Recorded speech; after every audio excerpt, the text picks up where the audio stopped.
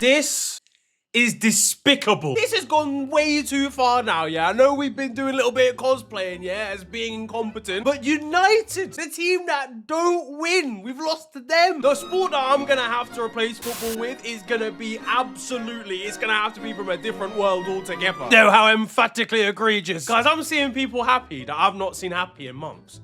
I've not seen these people happy in years, and it's at my expense. How am I supposed to leave my house, my humble abode? No, I've been done over by the Monopoly board, man. We're worse than Grimsby on a technical level. Like, if you really break it down. Liverpool have now lost 4 games in a row. Now, I don't know the mathematics or the logistics of when that last happened. To be honest, it probably wasn't even that long ago, yeah? I've seen some bad times as a Liverpool supporter. But I hazard a guess it might have been when Fabio Borini was contracted to us or something like that. We lost to Crystal Palace, then Galatasaray in the Champions League, then Chelsea, and now Manchester United after the international break. My football club have facilitated the unfacilitatable. Ruben Amorim said this is the biggest win of his managerial tenure at Manchester United. Big man, this is just about your only win in your tenure as Manchester United manager. And we have given it to him. I can't believe this. I'm gonna have to change a couple of titles, lads. I can't even lie to you. I was hopeful this was where things were gonna get back on track, you know? I was international break's done. We can lock in. We've had a little bit of a reset, as I said. By the time I'd even finished the sentence that I'd just started with conceded, I hadn't even finished thinking about the ways that we could fuck up this week. Conceding after 62 seconds to a Kinder Bueno. Luke Shaw trying to eat him for the celebration because he's heard of chocolate bars in the local area. Now, this goal was controversial because Alexis McAllister was down with a head injury during the build-up to it, and in any normal situation, that would mean that the game has to be stopped. Head injuries have the potential to be pretty serious, but unfortunately, that didn't happen because Michael Oliver is an affiliate to the Taliban. Honestly, I can't. It's actually always him, and that's not even just from a Liverpool perspective. I'm just saying, as a referee as a whole, I can't begin to fathom the amount of stupid decisions this man is involved in. If you give him a foundation maths paper, he'd start writing in Spanish on it. And he can't even speak Spanish. Anyway, the play wasn't stopped. United end up scoring. McAllister probably achieved the same amount on the floor as he did whilst he was on his feet for the majority of the game. And he came back on looking like he was going to go fin for fin with Michael Phelps. I need a centre mid, bro. I don't need the 50 meters reverse butterfly. You look stupid. Okay. Take that shit off. Let's hear some racist shit. Why can't I have it on? Mo Salah, yeah, listen, right, look, this is directly to you. I love you, innit? I love you, Mo, so much, yeah? But I'm gonna need you to take the Christmas tree down and start locking the fuck in, okay? The Mo Salah that I've been seeing on my TV, this isn't the right one. It's a counterfeit version. Watching Mo Salah try an attack this season has been like watching an 89-year-old try and get up the stairs. A lot of dribbling, but ultimately not that much progress, and at the end of it all, you just kind of want to put them down. Cody Gakpo went close many times in this match. He actually managed to hit the post 3 separate occasions. Once cutting inside, another from a deflected cross, and then I'm gonna be honest, I can't even remember the third. I'm too annoyed, lads. I can't even lie to you. But Cody, just for future reference, you want to put it on the inside of that bit if you want, like, at some point. I was gonna, you know, kick it up the other end and just put one right in their fucking goal hole, but no dice. We did equalise. We did make it 1-1 only before we conceded to a man whose head is shaped like a Bosch 52Z dishwasher. You know you can always rely on Harry Maguire when it's time to headbutt the ball into the far post late on in a football match. We will be there. We'll be there. Fact of the matter is, we've done this a lot recently. Like, our last 3 Premier League games, 2 of the 3, we scored an equaliser and then immediately conceded a winner late on. And then against Chelsea, it wasn't immediate, but we did it regardless. We conceded with basically the last kick of the game. That's a worry. That's a worry kind of... I don't doubt this team mentality-wise completely, because we were doing this to other teams for like the first 2 months of the season. Just because we've had a bad October doesn't mean the mentality of the team has changed or is suddenly shit or has never been good. We won the league last season from doing this a lot of the time, like going 1-0 down and winning a game late, as has been very well documented. We've been scoring late winners all season until it started getting a little bit spooky outside. But this is not good enough. At this rate, I'm actually going to have to cop myself a legitimate croquet set. John Henry spent the GDP of Switzerland in the summer transfer window, and we've lost to Boko Amorim. He's never gonna greenlight us signing a player ever again, bro. That's it. That's the end. Forget about a deadline day if you're a Liverpool fan. We're never seeing it again. Put the yellow tie away. It's game over. We were genuinely better when we were signing Takumi Minaminos. Because Alexander Isak's highlights for this one, barely involved. Hugo Ekitike was just begging to get onto the pitch, screaming at Arne Slot from somewhere in a cupboard down on the bench. You fucking put me on. You put them all the other ones on. You didn't put me on though, did you? Manchester United have won 2 on the bounce now, yeah? Like, we can't sleep on them anymore. The guy that's the United strand, yeah, that's refusing to cut his hair, he's only got 3 games left to go. That's a lot. That's a lot for Manchester United, actually, the more I think about it. United commented on one of his actual posts saying that they've got a good update. Have you no shame? You're the people that are putting him through this torment week on week in the first place. He's been looking at a pair of hair clippers a little bit differently this morning, and his barber's gonna be in for the shock of his life when he walks in for his first trim since January of 2021. Can't believe it. Someone says you was dead. Let's be honest, this is all gonna come crumbling down when they play Brighton next. But it could come down to Spurs, and given the Europa League final of last season, they have the opportunity to do the funniest thing. They'll be parading a pair of golden scissors around North London if they end this run. No one's gonna be cutting on a Slot's hair, though, I'll tell you that. Maybe this is my fault. I've been slandering the very names of bald football managers across the world for so long now that maybe now that we've got one and things have started going badly, it's just like extra bad because I've been talking about like the shininess, like viscosity of his noggin. But like, let's you know, talk about this game in a little bit more detail and our preparation for it, okay? And it doesn't seem like there was very much of it because Arne Slot said he was left confused and, you know, ultimately a little bit bamboozled at the fact that Manchester United didn't play Benjamin Sesko up front. They decided to go with Matheus Cunha instead, and that teams have, quote, been doing that a lot against Liverpool so far this season. Has this man only just realised that squads have more than 11 players in them? Obviously, they're going to rotate at some point based on what they think will work against us. Matheus Cunha, in the end, was a really inspired decision. That's kind of concerning as a thing to say for Arne Slot, really. To be honest, I also thought his lineup was odd. I thought the starting 11 for this one was strange.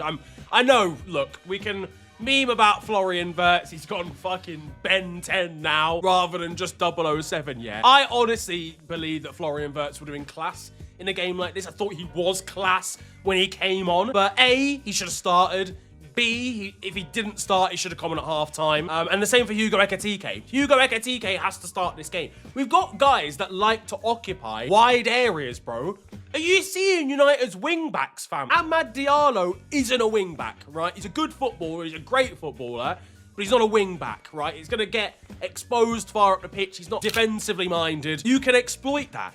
You can exploit that by having Wirtz out on that side or Hugo Ekitike out on that side. Cody Gakpo likes to cut inside. He's going to just cut inside into centre-back traffic if he does that in the form of De Ligt or Maguire. I'm someone that actually doesn't mind occupying the little half spaces over there. And on the right-hand side, like obviously, we'll talk about Mo Salah in a bit more detail in a second. But Diogo Dalot was over there. He was our best player in the first half. And we still didn't really manage to actually truly exploit him. Ekitike has to start the next game. We have to get a win on the board, and I believe that starts with Ekitike starting. Obviously, I know Isak is a British record fee, get that, but he's not up to scratch at the moment. He's not up to full fitness. Can't expect him to be. He's playing pre-season right now. He's playing like 7 weeks behind everybody else. Another main issue, though, very well documented again, we're not good enough defensively. At all. Not even slightly. It's a fucking joke, genuinely. We look absolutely so open, bro.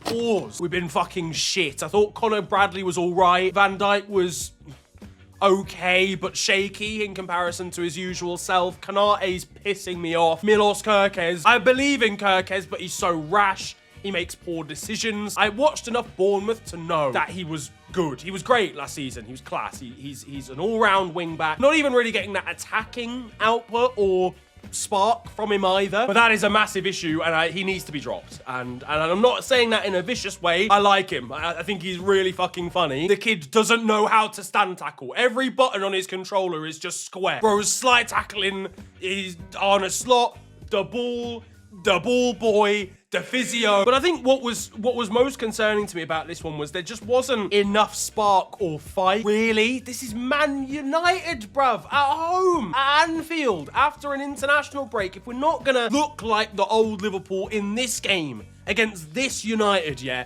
I know United are moderately better than last season. The results have been a bit shit still. They have obviously taken a step forward. Cunha's good and Burmo's good. Their new goalkeeper's significantly better than anything they've had before. The team's better. It's still shit and the tactics are still wank, but it's definitely better than it was. But absolutely, generally speaking, this should be a game that we are using to inspire some confidence and get that winning feeling back. And we've conceded at 62 seconds. It just felt like we weren't brave enough in chasing the game up to the point where we went crazily gung-ho at the end and just had 7 attackers on the pitch. Verts and Ekatike half-time. I'm sorry, I can't believe that didn't happen. So what's the deal? This is the situation this season. Now, before I say anything, right, the likes of Mo Salah, Virgil van Dijk will always be club legends. There's actually, honestly, nothing apart from running over a selection of young children that Virgil van Dijk and Mo Salah could do that would prevent them from being certified Liverpool legends forever. They have a special place in my heart, and I'm sure every supporter, and I don't think they're necessarily washed. I think they can come back from this, but Mo Salah especially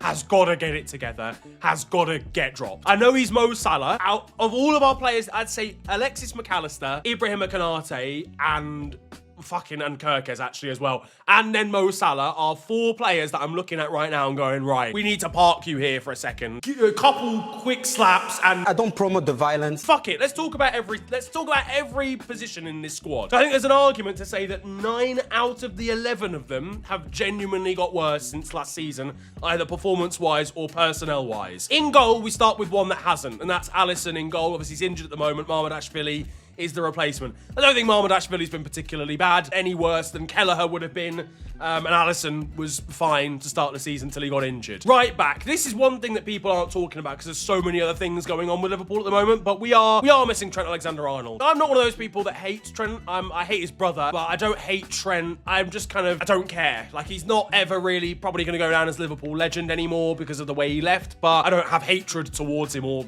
even really dislike towards him at all. But he is one of the most unique players of the modern era, and his passing range is incredible and being able to create goals is incredible. He's just better than Conor Bradley. Conor Bradley's class, I like him. He's maybe a bit more defensively sound than Trent was, but he's not Trent. Jeremy Frimpong isn't Trent either. Jeremy Frimpong is a weird one because it feels like we don't trust him to play in big games at right back. But if that's the case, then why did we sign him? You know what I mean? That's a problem. That's a problem area. We haven't, like, worked out what to do with that position since Trent left at all, which is concerning given we knew he was leaving for, like, a full year. Centre-backs, Virgil van Dijk isn't playing to his usual ability, but I genuinely think a lot of the reason why he's so bad, or looking, not so bad, but why he's looking worse, is because I don't know if he trusts the rest of his back line. Bro's got a sweep up for Kirkes to the left and Konate to the right. I mean, I wouldn't wish that job on my worst enemy. Konate's been a liability all over the place all season. Kirkes needs a drop, as I said, for Robertson probably for a few weeks. And I think, as I said, Virgil van Dijk is looking to the left and going, fuck, I've got to sweep up for Kirkes. And then he's looking to the right and going, fuck, this guy's got ADHD as well. The shield's gone in front of them. Grav is having to do a lot of the work on him on his own. Szoboszlai's been fine, don't have a problem with him, but McAllister's been fucking awful. Again, not a problem with McAllister on a personal level. He's amazing, generally speaking. Like, he was incredible last season. So bad this season. He's being expected to do weird things, though. Like I said, why is he in the box all the time? Then going forward, Salah's just been off the boil. Even the goal contributions he had were late on after, like, a poor performance. Like, Salah does that sometimes. Salah will have a bit of, like, a ghost game and then get a goal late. But, like, that was, like, that usually for Salah, that's, like, worst case scenario is that happens. Whereas this season, that's been best case scenario. Ekatike should have started. Isak needs to get up to full speed, but again, difficult. And I think Gakpo was unlucky. So, yeah, so all round, you're looking at, like, a lot of the team. And I think one thing we're massively missing that a lot of people aren't talking about as well is intensity in our press. You know, we lost Luis Diaz, Darwin Núñez, and of course, tragically, Diogo Jota as well. All of these guys are very tenacious forwards who press from the front, don't let a defender get a moment's rest. We don't have that anymore. If you play out over the top of Mo Salah, it's a wrap. That's it, you're done. You've played out of our press. Congratulations, you're into the midfield now. We're shit at the back, our balance is poor in midfield, and we don't press very well up front. Do you get what I'm saying? It's not looking good. I want to see what everyone thinks about Liverpool. What did you think about the Liverpool United game? What is if you could nail it down to one thing, what is the actual issue? We've got to dust ourselves down and go again, because if we don't stop the rot now, it's going to be a long season, honestly. It's a little bit worrying. It's not panic stations, but I've got my hazmat on. Do you know what I mean? The suit's on. Anyway, man, fucking subscribe, please, man. Come on. At least save a slightly depressed Nigerian boy just for a little bit, man. Yeah, it's a wrap. Sub me off, coach. It's game over.